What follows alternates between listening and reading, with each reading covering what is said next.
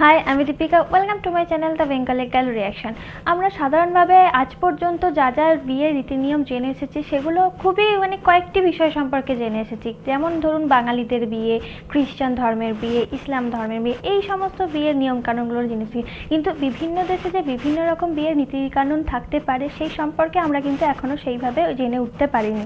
তো আজকে সেই বিষয়েই জানবো যে সেই সব দেশের যে সমস্ত বিয়ের নীতি নিয়মকানুন থাকে সেইগুলো কীরকম হতে পারে এবং কীভাবে সেই নীতি নিয়মগুলোকে পালন করা হয়। তো আজকে জানবো এবং সেই সমস্ত বিয়ের রীতি নিয়মগুলো দেখলে আমরা অবাকও হব হয়তো, কারণ আমরা অপরিচিত সেই সব নিয়মগুলো দেখে। চলুন তাহলে সেই সমস্ত বিভিন্ন দেশের বিয়ের রীতি নিয়মগুলো সম্পর্কে জানা যাক।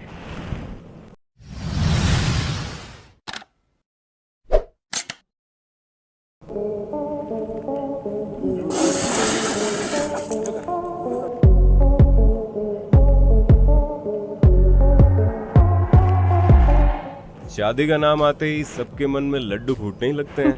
ये और बात है कि किसी के लड्डू फीके होते हैं, किसी के मीठे, और किसी के लड्डुओं का स्वाद तो दिल्ली का कड़वा हो लड्डू जाता जो है। खाएगा वो भी आपके मन में फूटे जो लड्डू नहीं का स्वाद खाएगा वो भी कैसा है? फंसेगा कमेंट ना। बॉक्स में लिख कर बता दो। ये हम बोले आपके लिए कौन लेकर सा? आए हैं शादी से पहले निभाए जाने वाले दुनिया भर के कुछ ऐसे बियर ट्रेडिशन जिन्हें देखने के बाद आप करेंगे ऐसी शादी से तौबा। वेल मछली का दांत। आप सोच रहे होंगे साला शादी में वेल मछली के दांत का क्या काम? अच्छा। तो आपको बता दे, फिजी में एक रिवाज है जहाँ लड़का कहा जिस जा लड़की चुका। से शादी करने वाला होता है उसे लड़की के पिता को वेल मछली का एक दांत बतौर गिफ्ट देना होता है। ये ठीक वैसा ही है जैसे हमारे यहाँ कोई बाप माछेर अपनी दांत। बेटी की शादी में हाँ, शेर का बात है। दांत मांग ले, लेकिन वेल मछली का दांत मिलना इतना आसान नहीं है। इसके लिए ओह। लड़के के पिता उसके पैदा होने के समय से ही वेल मछली के दांत की खोज शुरू कर देते हैं। जब मिल जाता है तो अच्छा। बड़ा संभाल कर रखते हैं ताकि लड़के की शादी के समय उसके पिता को दे सकें और उनके लड़के की शादी हो पाए। ये ट्रेडिशन यहाँ सालों से चला रहा है। ये यहाँ का स्टेटस सिंबल भी है। ये माना जाता है जिसके ओ पास बाबा, वेल ये मछली सब का दांत चीजें है तो उसके symbol घर होता में है। खाने status पीने की और symbol किसी देखिए। चीज की कोई कमी नहीं होगी। उनकी किडनैपिंग, भैया ये रिवाज है रोमानिया का, रोमानिया। जिसके बारे में सुनकर आपका दिल भी जंपिंग झपाक करने लगेगा। Kidnap? ये तो शादी ब्याह के मौके पर छोटी मोटी चोरियां हुई ही जाती हैं। हमारे यहाँ तो बाकायदा अच्छा। जूता चुराने का रिवाज भी है, मगर रोमानिया में शादी हमारे के यहाँ 2 तो दिन जूता चोरी पहले का रिवाज लोग है। दुल्हन को ही चुरा ले जाते हैं। दूल्हा सोच में पड़ जाता है, यार दुल्हन नहीं मिली तो मेरा क्या होगा। उसकी सबसे बड़ी टेंशन यही रहती है कि मैं सुहागरात বিয়েতে कैसे বউ কি मनाऊंगा। চুরি করে इधर নেয়? लड़की के घर वाले मिलकर आपस में पार्टी कर रहे होते हैं, मौज मस्ती खाना अच्छा। पीना करते हुए एंजॉय करते हैं। वो परेशान हो जाता है, लेकिन आपको बता दें यहाँ दुल्हन को चुराने का काम उसके अपने मायके वाले करते हैं। जी हाँ, दुल्हन के परिवार के अच्छा। लोग ही शादी के मौके पर दुल्हन को किडनैप करते हैं।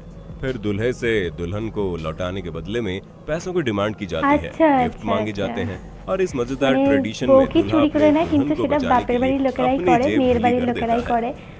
তো दुल्हन पर थूकना। তাকে कीनिया में एक পাঠিয়ে मसाई দিয়ে जनजाति টাকা চায় रहती আর है। কি। इस ट्राइब्स में शादी के कीनिया, पहले एक अजीब अच्छा। सा रिवाज है, और इस रिवाज के तहत जिस लड़की की शादी होने वाली होती है सबसे पहले उसे अपनी पसंद का दूल्हा नहीं चुनने देते, फिर उसका सिर मूंड देते अच्छा। हैं। इस प्रकार दुल्हन की खूबसूरती का बेड़ा गर्क करने के बाद उसे आशीर्वाद देने की बारी आती है।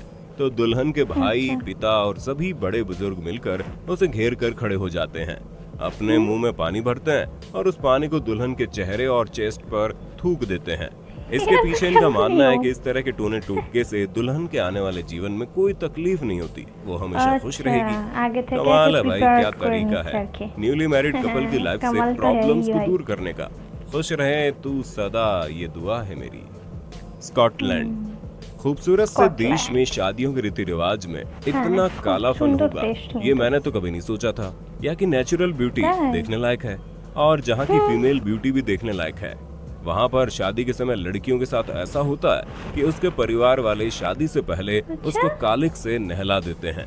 उसके ऊपर काले रंग का पाउडर डाला जाता है और दूसरी चीजें भी डाली जाती वाह, वाह। है। ऐसा केवल इसलिए कि नजर ना लग जाए किसी की निगाहों से। नजर जाते जी हाँ, ना दुल्हन लगे को वही बुरी तो नजर नहीं से काज बचाने के है, लिए स्कॉटलैंड उसे ऊपर से की। नीचे तक अच्छा। काला कर दिया जाता है। वैसे हमारे यहाँ तो काला टीका लगाकर काम चला लेते हैं।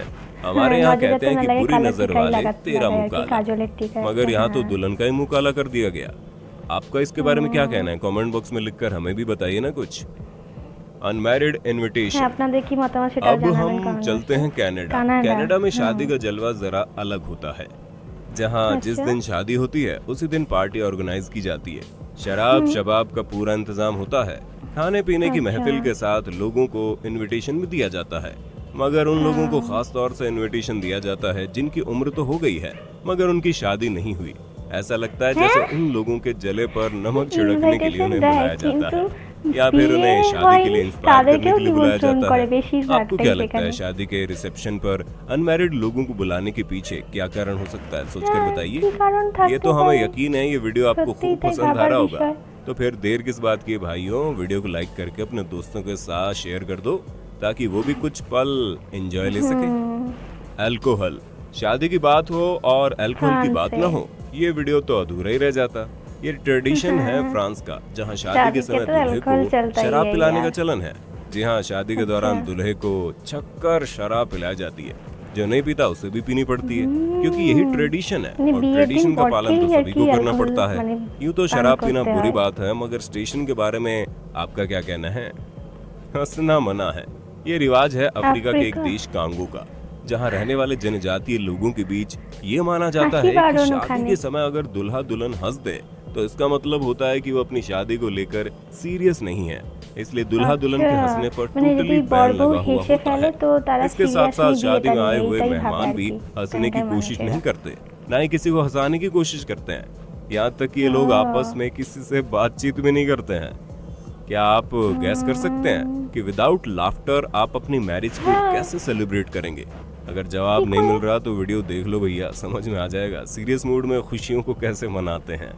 खाना बनाना, आप सोच रहे होंगे इसमें क्या खास बात है, क्योंकि ये ट्रेडिशन अपनाया जाता है साउथ अफ्रीका में, जहाँ न्यूली मैरिड कपल को रहना होता है। वहाँ पर परिवार के सभी लोग आते हैं, रात में आग जलाई जाती है और फिर उसी आग में खाना बनाया जाता है। ऐसा माना जाता है इससे शादीशुदा जोड़े की लाइफ में टेंशन दूर हो जाएगी और खुशियाँ करीब आ जाएंगी। रोने का रिवाज, दुल्हन की विदाई के समय रोने का रिवाज तो हमारे यहाँ भी है, बल्कि विदाई के मौके पर दुल्हन के परिवार से अच्छे अच्छों को रोना आ जाता है। नेचुरली दुल्हन को भी रोना आ ही जाता है, फिर उसके साथ साथ उसके माता पिता भाई बहन को भी रोना आ जाता है। कभी कभार तो दूल्हा भी रोने लग जाता है। मगर हम जब बात चीन की कर रहे हैं तो यहाँ शादी से 30 दिन पहले दुल्हन को रोज 1 घंटा नियम से बैठकर रोना होता है। केवल वो अकेली नहीं रोती, उसके साथ उसकी मम्मी बहन बुआ यानी सभी महिलाएं जो भी घर में हैं वो सब 1 घंटा बैठकर रोती हैं। ये कार्यक्रम शादी से पूरे 30 दिन पहले तक ये रोने धोने की प्रैक्टिस चलती रहती है कि शादी के बाद फिर दूल्हे को तो रोना ही होता है। क्यों भाई, सही कह रहा हूँ ना। टाई की नीलामी, ये ट्रेडिशन स्पेन का है, जहाँ शादी के बाद जब दुल्हन रिसेप्शन की पार्टी देती है और उस रिसेप्शन की पार्टी में हनीमून की प्लानिंग भी हो जाती है। यानी दूल्हा दुल्हन हनीमून पर कितना खर्चा करेंगे, इतने खर्चे में कितने दिन और कहाँ हनीमून मनाएंगे, इसका बजट फिक्स हो जाता है। ऐसा हम इसलिए कह रहे हैं कि इस ट्रेडिशन में दूल्हे की टाई को काट दिया जाता है और उस कटी हुई टाई का ऑक्शन रखा जाता है। उस कटी हुई टाई के अच्छे खासे पैसे मिल जाते हैं दुल्हन को, फिर वो अपना हनीमून प्लान करती है। कमाल कर दिया भाई। इस ट्रेडिशन को जानने के बाद कुछ रोमांटिक वाली फीलिंग आने लगी है। लेकिन अभी तक हमारे कुछ साथी ऐसे होंगे जिन्होंने चैनल को सब्सक्राइब नहीं किया है, तो आप चैनल को सब्सक्राइब कर दो और नोटिफिकेशन बेल ऑन कर देना। दूल्हे की पिटाई, ये रिवाज है दक्षिण कोरिया का, जहाँ शादी के पहले दूल्हे के साथ बड़ा ही विचित्र व्यवहार किया जाता है। दूल्हे को जमीन पर गिराकर उसके दोनों पैर उठा दिए जाते हैं और फिर उसके पैर के तलुओं में पिटाई की जाती है। ये पिटाई मछली से होती है और सुहागरात के ठीक पहले होती है। दरअसल दूल्हे को सुहागरात के समय होने वाले पेन का पहला डोज इस पिटाई से मिल जाता है। शादी ब्याह का मौका मौज मस्ती और फन का होता है। ऐसे मौके पर अलग अलग रिवाज भी शादियों की खुशियों को बढ़ा देते हैं, लेकिन लाइफ में रिश्ता बनाना और उसे निभाना दोनों जरूरी होता है। दोस्तों, वीडियो पर आपकी राय का हमें इंतजार रहेगा। এতটাই রইলো। আপনারা দেখলেন যে আলাদা আলাদা কান্ট্রিতে আলাদা আলাদা রকম রীতি নিয়ম কানুনগুলো আছে। তো কোনোটা খুবই অদ্ভুত, খুবই হাস্যকর অবশ্যই আছে, কিন্তু এই রীতি নিয়মের নিয়মের পিছনে কিন্তু অনেক কারণ আছে, মানে প্রত্যেকটা দেশই একটা কারণকে ফলো করে। যেমন হয়তো যেমন হয়তো মানে হাসছে না, আমার বউ আর বরকে মানে হাসা যাবে না, কারণ তারা বিয়েটাকে নিয়ে সিরিয়াস আছে কি নেই সেটাকে দেখার জন্য।